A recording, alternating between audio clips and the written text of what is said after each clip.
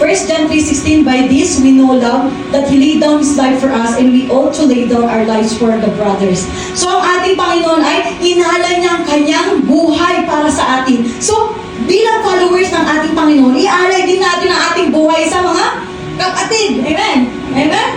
Amen? Sa mga lalo na sa mga hindi pa nakakilala sa Panginoon. Amen?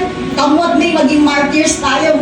Amen? Until to the point of death. Kasi gano'n ang ating Panginoon, until to the point of death, kaligtas lang tayo. So, ialay din natin ang ating mga sarili sa ating kapwa.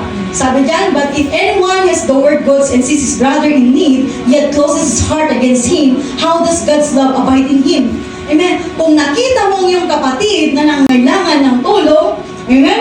Tapos hindi mo siya pinansin, dinedma mo siya, paano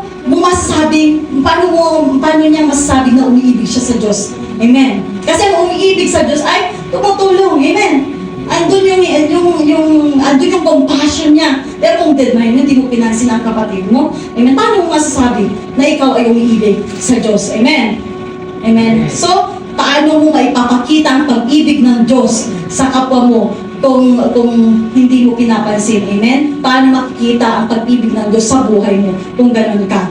Amen? Kung hindi ka marunong tumulong, kung hindi ka magmalasakit sa kapwa mo, hindi makikita ang pag-ibig ng Diyos sa buhay mo.